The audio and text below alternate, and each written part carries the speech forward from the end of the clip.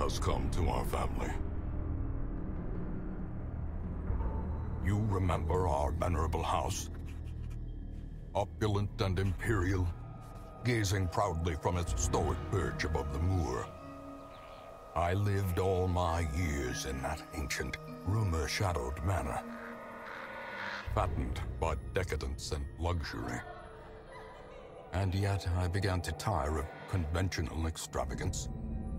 Singular, unsettling tales suggested the mansion itself was a gateway to some fabulous and unnameable power. With relic and ritual, I bent every effort towards the excavation and recovery of those long-buried secrets, exhausting what remained of our family fortune on swarthy workmen and sturdy shovels. At last, in the salt-soaked crags beneath the lowest foundations, we unearthed that damnable portal of antediluvian evil.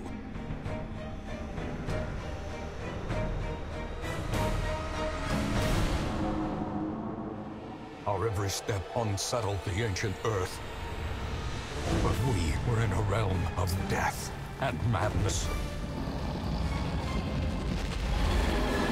In the end, I alone fled laughing and wailing through those blackened arcades of antiquity, until consciousness failed me. You remember our venerable house, opulent and imperial. It is a festering abomination. I beg you, return home, claim your birthright, and deliver our family from the ravenous, clutching shadows of the darkest dungeon.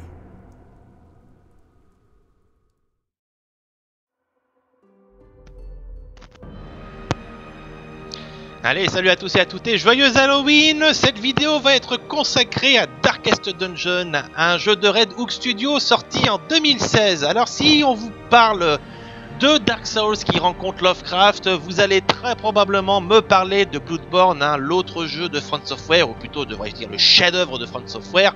Mais je pense très honnêtement que l'épithète peut s'attribuer parfaitement à Darkest Dungeon, et Dieu sait pourtant que le mot, ou du moins l'appellation Dark Souls, est très souvent galvaudée, hein. Il suffit qu'il y ait un jeu qui soit un tant soit peu difficile en ce moment pour qu'on dise que c'est le Dark Souls de ci, le Dark Souls de ça. Ça y est, on crève 2 fois dans un niveau, c'est bon, c'est du Dark Souls. Non, c'est un petit peu exagéré, mais pas dans le cas de Darkest Dungeon, qui est un jeu à l'atmosphère éprouvante, hein. C'est de la Dark Fantasy bien gothique et bien Lovecraftienne, mais c'est aussi un jeu qui est extrêmement difficile, viscéral, exigeant, et qui va mettre vos nerfs à rude épreuve. Vraiment le jeu qui rend fou, hein. Mais je ne plaisante pas. Vous allez avoir des héros à gérer et il va vous falloir parfois prendre des décisions extrêmement difficiles à leur sujet.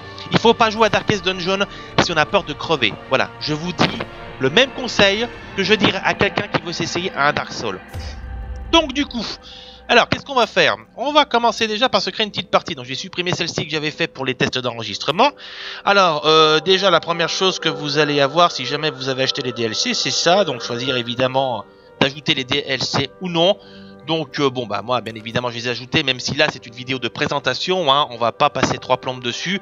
Et vous avez aussi le choix des niveaux de difficulté, donc on peut dire qu'ici c'est facile, moyen, difficile. Bon là on va être en radieux, hein, c'est pas que j'ai l'intention de faire le jeu en facile, c'est juste qu'à l'occasion de la vidéo de présentation, je préfère vous montrer une partie qui se passera pour le mieux. Si c'est pour crever toutes les 2 secondes, voilà, ça n'a pas beaucoup d'intérêt, hein. Allez, intro numéro 2.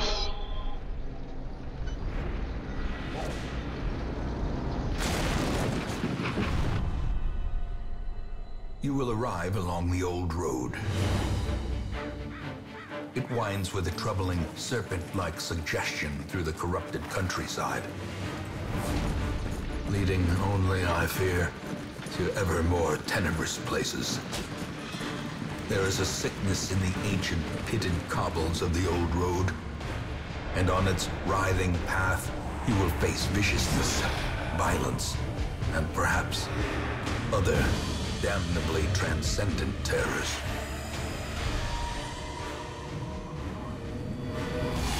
So steel yourself, and remember there can be no bravery without madness. The old road will take you to hell. But in that gaping abyss, we will find our redemption.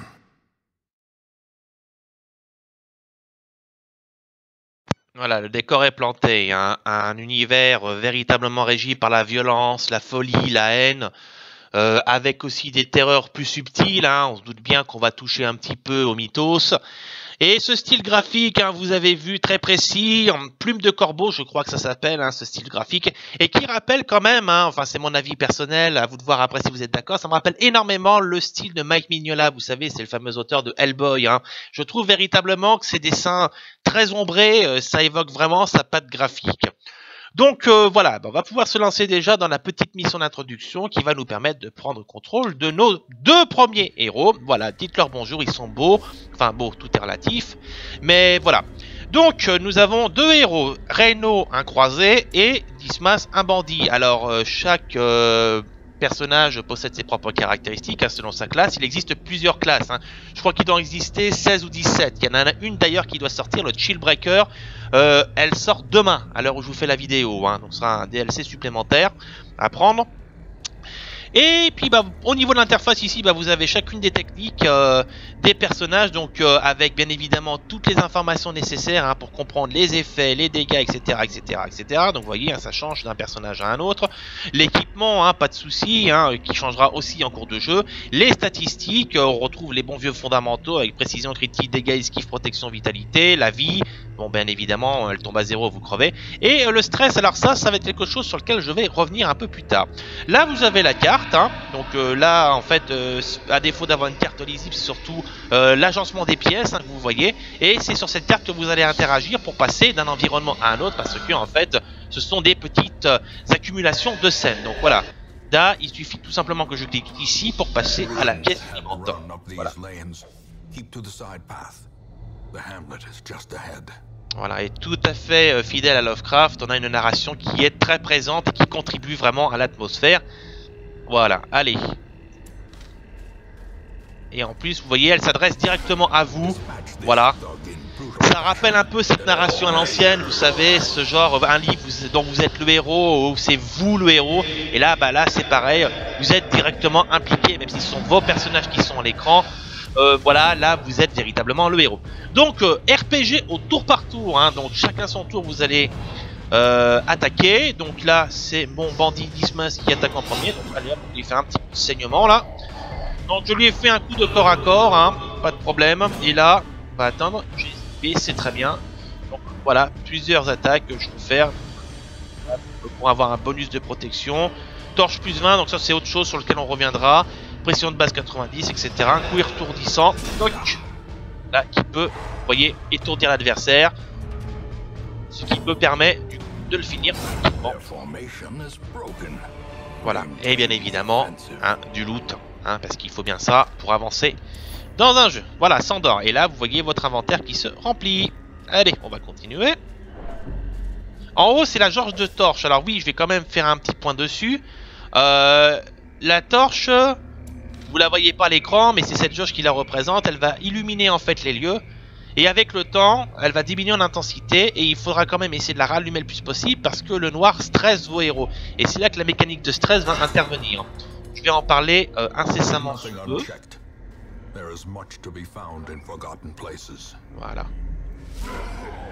Voilà.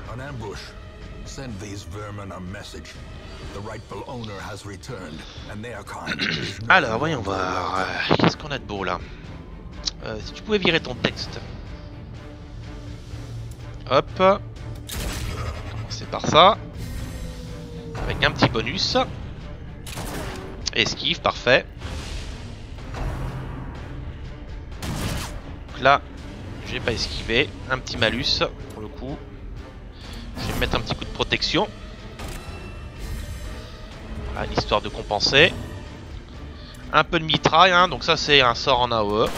Voilà, vous voyez, ça les touche tous les deux. Pareil, sort en AOE pour lui, mais j'ai esquivé. Châtiment corps à corps. Donc avec, vous voyez, un bonus de dégâts contre l'impie. Accusation zélée, hop. Là, ça a raté. Punition. Esquive, décidément. On n'arrive pas à se toucher. On va saigner ce gros porc là, tiens. Ah, il a résisté aux dégâts de saignement. Esquive à nouveau. Bah décidément il s'est pas tiré l'autre. On lui fait un coup étourdissant. Voilà, là il est étourdi. Ce sera toujours ça de gagner. Voilà. Alors ça, cette petite aura noire que vous venez de voir, c'est le stress. Alors le stress en fait c'est une mécanique que l'on peut assimiler à la peur. C'est un pléonasme, vous allez me dire d'une certaine manière, mais je vais vous expliquer.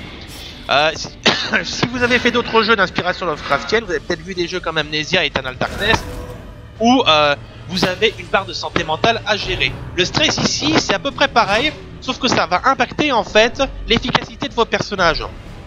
Plus le stress monte, et plus les personnages risquent de développer des tares, ou au contraire, de transcender leur peur pour développer des qualités.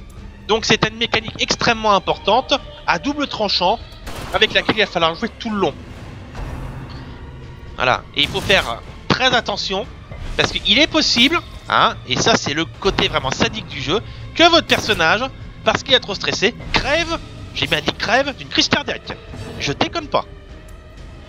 Voilà, donc c'est vous dire à quel point il faut tout prendre en compte. Voilà, donc ça c'est la mécanique de stress. Hein. Ça ressemble effectivement à la peur, mais voilà, en version RPG. J'entends par là la peur que l'on trouve dans des jeux comme, je le redis, Amnesia, Eternal Darkness et compagnie.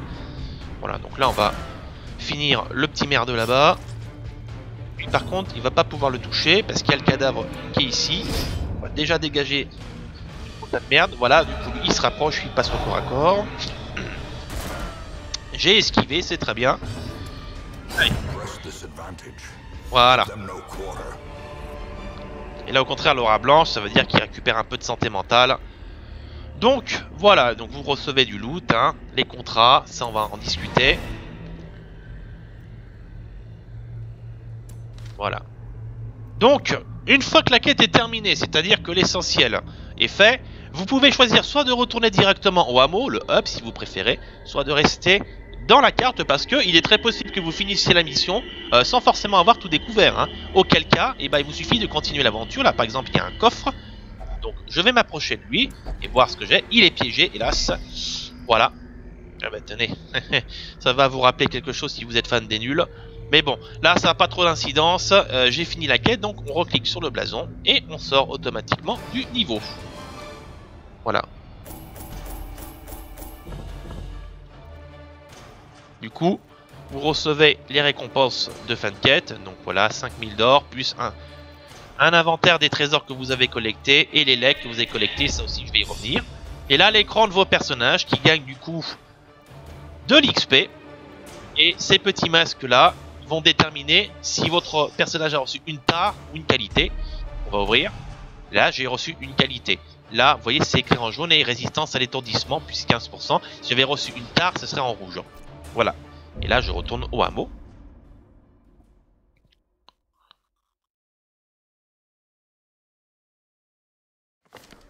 Voilà. Welcome home, such as it is. This squalid hamlet, these corrupted lands, they are yours now, and you are bound to them. Donc là, vite fait, hein, vous avez un inventaire rapide de ce qui s'est passé avec le journal, donc semaine 1.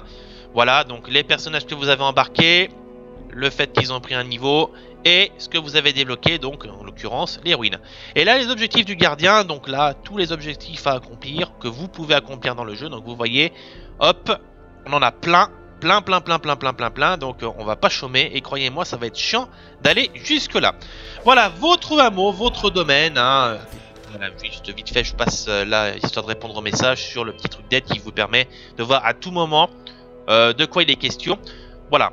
Donc, votre hameau qui pour le moment a une sale gueule, mais vous allez le développer au fur et à mesure que vous allez progresser dans le jeu.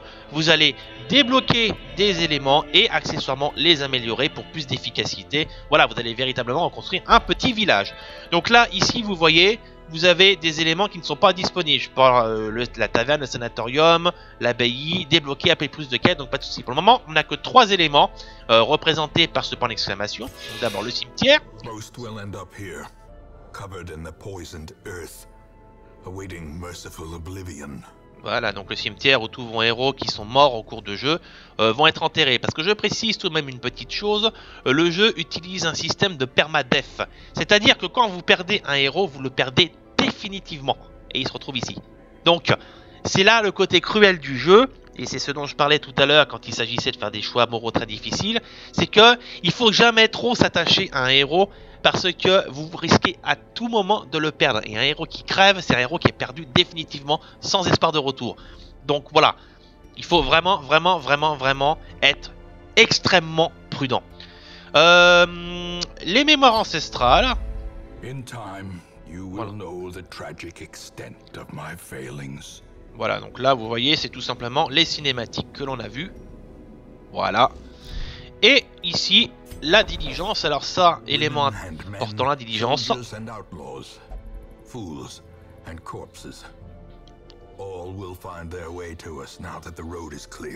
Voilà, donc la diligence est en fait le centre de recrutement de vos héros.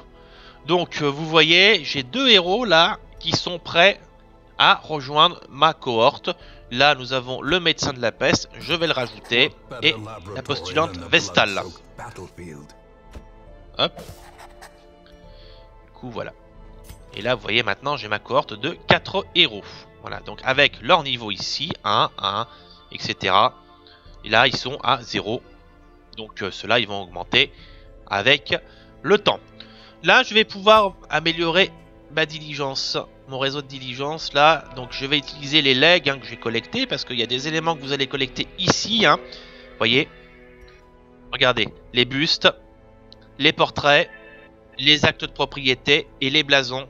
Tous vont vous servir à améliorer les bâtiments en ville, chaque amélioration ayant bien évidemment un coût précis. Donc l'or, pas de problème.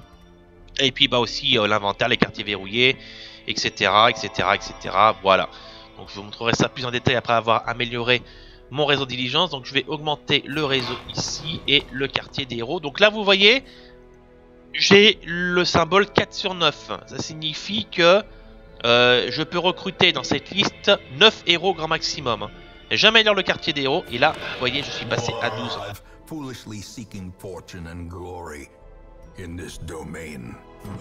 Voilà. Donc là, l'inventaire des breloques, c'est les breloques que je vais récolter au cours du jeu.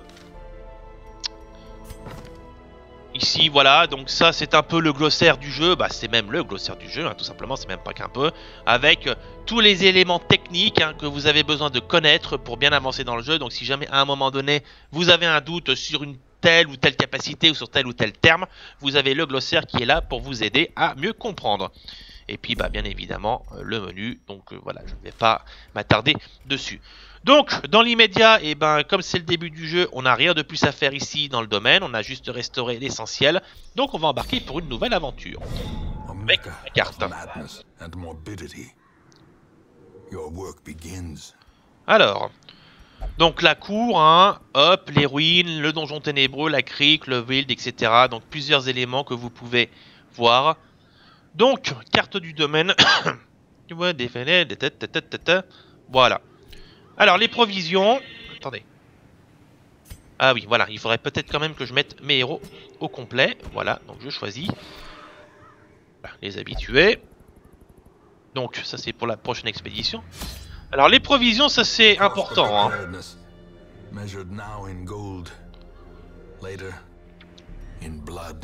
Alors, c'est important quand même les provisions, parce que quand vous allez embarquer pour une mission, il est nécessaire quand même de partir avec un minimum de préparation.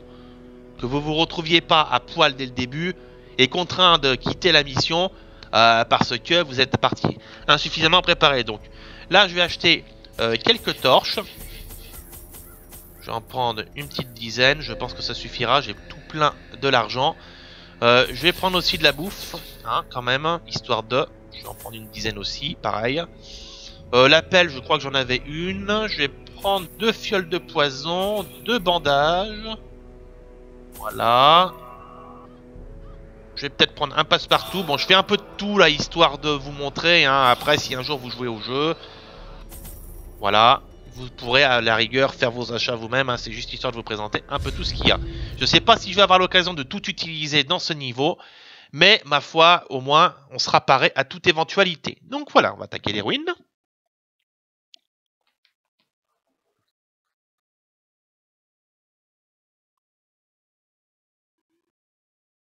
Donc là, c'est ici que les choses commencent véritablement. Avant, vous aviez véritablement le tutoriel hein, qui vous apprenait un peu les fondamentaux. C'est là que vous allez véritablement vous démerder. Alors, concernant les personnages, vous voyez, vous pouvez consulter une fiche des personnages en cliquant sur le bouton droit. Et là, vous avez ce petit élément qui, j'estime, est très important, c'est le placement. Parce que vos personnages ont des positionnements qu'ils apprécient plus que d'autres. Et si vous les mettez dans cette position, ils seront plus efficaces. Accessoirement, ils ont des cibles préférées aussi. Donc, essayez toujours de respecter l'ordre. Là, si je prends mon médecin de la peste, vous voyez, il est en 3e position. Hein. Donc là, il est à la place idéale. Là, si je prends mon bandit, voilà, il est aussi en bonne position. Il est 2e, hein, donc pas de souci. Et le croisé, lui, il est en première position. Donc là, vous voyez, on a un positionnement idéal pour tous.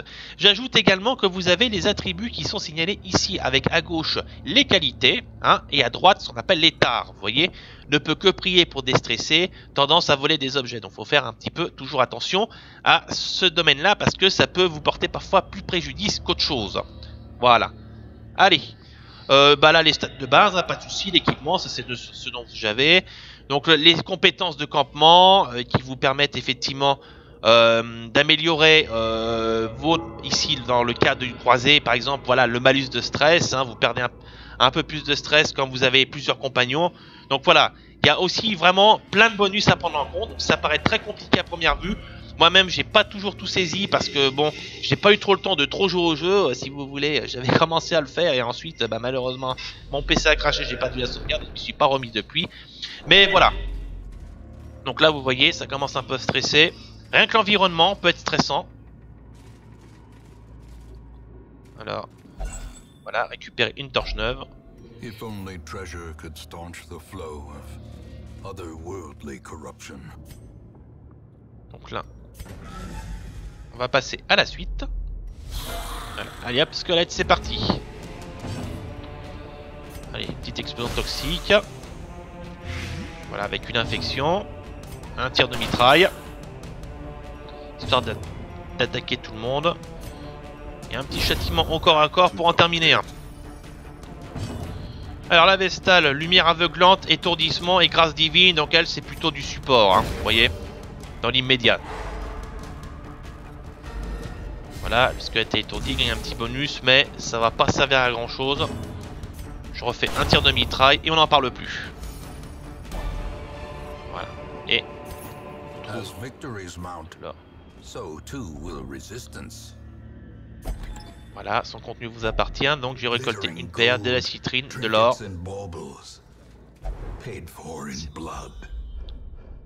Voilà. Avancez vers cette pièce. Donc vous voyez la carte, hein, il y a plusieurs embranchements possibles. Hein, donc vous pouvez choisir plusieurs éléments.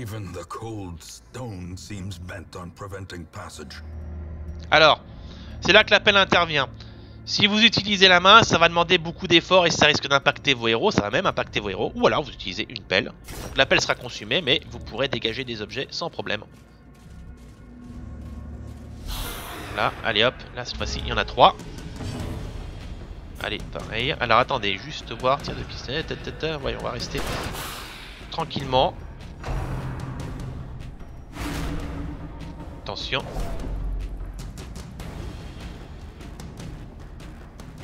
Voilà, vous voyez, c'est le côté un peu... le côté un petit peu... comment dire, double tranchant de la torche. Le stress est plus présent quand elle est à bas niveau. Mais à côté de ça, vous risquez de gagner de meilleures récompenses. Donc c'est vraiment à vous de voir.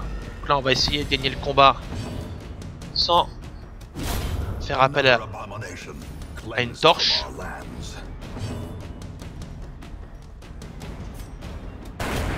Voilà, ça n'a pas été trop dur là. Avec des blasons, voilà, vous voyez. Du coup, je vais remettre un petit coup de torche. Vous voyez. les lieux s'éclairent un petit peu mieux.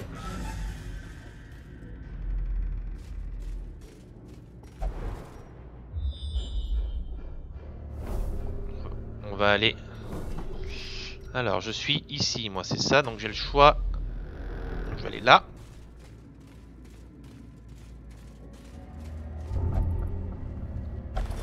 Le sac contient du butin.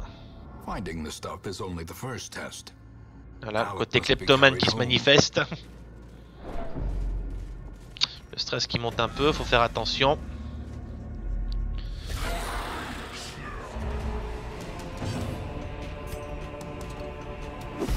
Petite grenade infectieuse dans sa tronche, histoire de...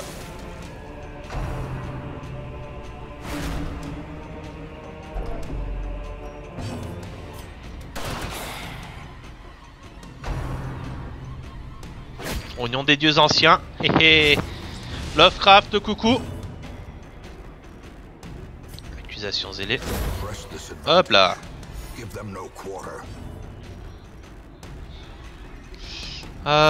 Ouais, tiens. On va éblouir ce gros con là.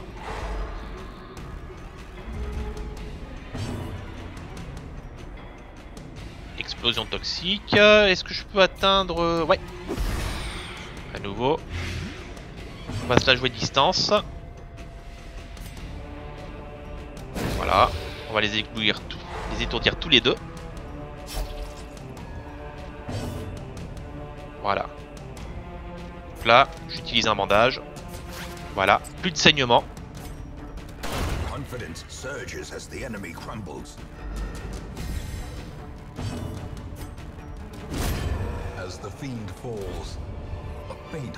Voilà.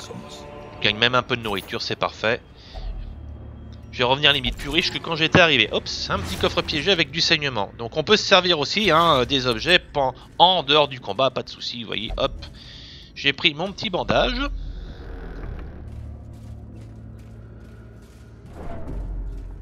Ah. Voilà, là pareil, hein, les pièges ici. Donc là... Par logique, hein, on serait tenté. Hop, piège, merde. Ouais. Alors j'aurais pensé qu'il réussirait parce que bon, comme c'est un bandit, hein, alors c'est peut-être moi qui me suis trompé pour le coup de touche, mais comme c'est, vous savez, hein, dans l'Heroic Fantasy, le bandit c'est celui qui est toujours un peu filou, donc c'est généralement à lui qu'on confierait plutôt le rôle de désarmer un piège. Bon bah là malheureusement ça a échoué.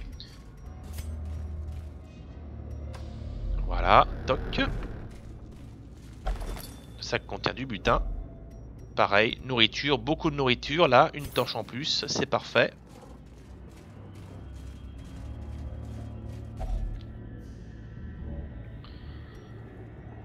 Voilà, donc là, les héros ont faim. Hop, on leur redonne un peu à bouffer. C'est bon, ils vont mieux. Il y a des événements qui interviennent comme ça. Donc, il faut être paré à toute éventualité. Hein. Donc là... Il n'y a rien de plus à faire là.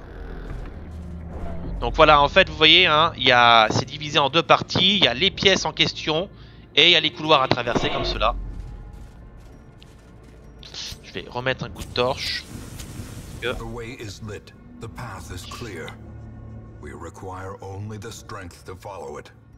Ouais, et là j'ai besoin de... Voilà, j'ai été un peu blessé et beaucoup de stress pour le coup, pour tout le monde. Voilà. Le dernier combat va être chaud patate. Aïe.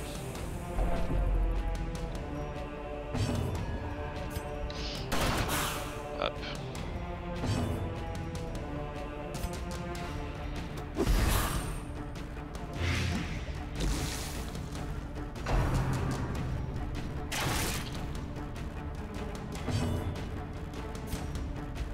Je vais essayer d'y... je peux pas étourdir l'autre là-bas, donc je vais étourdir celui-là.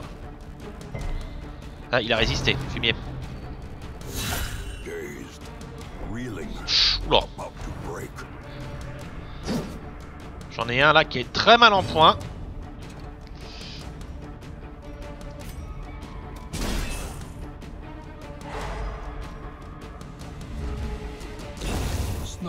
Bon, on en a buté un, ça va. Alors là, je peux même pas rétablir ma santé. bon, on va faire de son mieux. Espérant que la Vestale soit son tour après.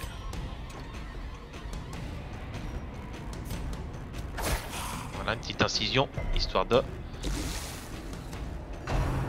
Voilà, c'est le tour de la Vestale. C'est elle qui est visée là. Aïe. Donc du coup, grâce divine. Hop. Un petit peu de soin. C'est pas énorme, mais ça aidera toujours. On verra. Esquivé, il a eu du bol. Châtiment. Un critique en plus, c'est parfait. Plus que 2. Allez, plus qu'un. Bon, eh ben, allez. À moins. Voilà.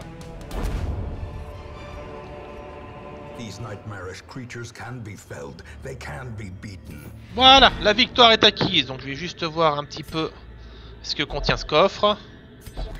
Voilà, son contenu vous appartient, parfait. Avec, voilà, un buste, enfin des bustes et des contrats pour mieux améliorer les bâtiments. Bon, il reste une pièce, mais je vais pas insister davantage, hein.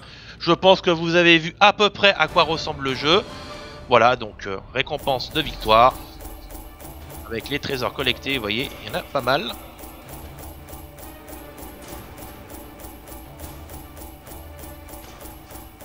Beaucoup d'or, hein, vous avez vu. Pan. Plus les legs. Suivant. Là, du coup, augmentation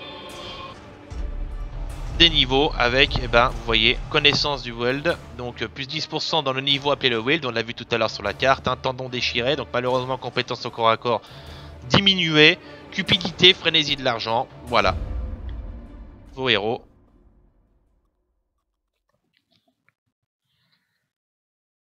Et là, on va retourner, comme à chaque fois, au hameau, avec déverrouillage cette fois-ci de la taverne et de l'abbaye. Donc la taverne, réduction du stress.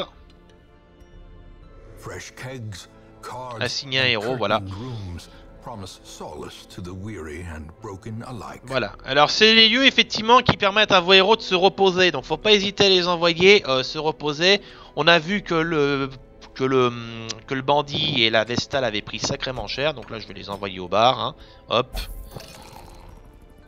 Voilà, pareil. Et là nous avons l'abbaye. Alors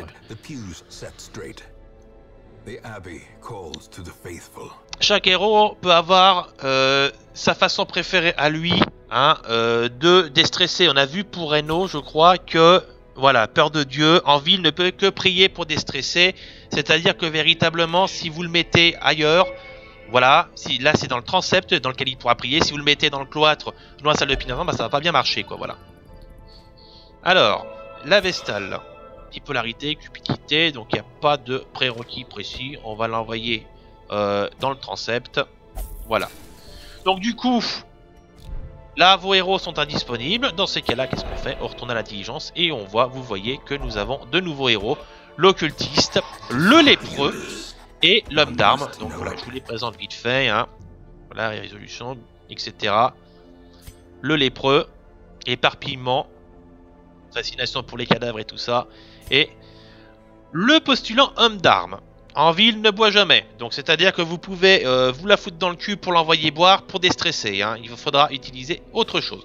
Voilà, bon bah écoutez, je pense qu'on va arrêter là, hein. Voilà, vous avez à peu près un bon aperçu, je pense, de ce que Darkest Dungeon est. Donc par la suite, ça devient vraiment beaucoup plus difficile. Le stress, hein, tous les éléments, la difficulté, les combats, il y a une tonne de choses à prendre en compte et la moindre erreur est impitoyablement sanctionnée. Donc c'est un jeu qui est vraiment excellent, avec une ambiance fabuleuse. N'hésitez pas à aller l'essayer, hein, parce que vraiment, il en vaut la peine si vous aimez vraiment le RPG qui est addictif avec un univers prenant. C'est franchement une véritable petite perle. Voilà. Et ben voilà, donc on va s'arrêter là comme je l'ai dit. Donc et ben sur ce, je vous souhaite un très joyeux Halloween à tous et à toutes. Et je vous retrouve sur Gaming Highway pour d'autres aventures très bientôt. Salut, salut!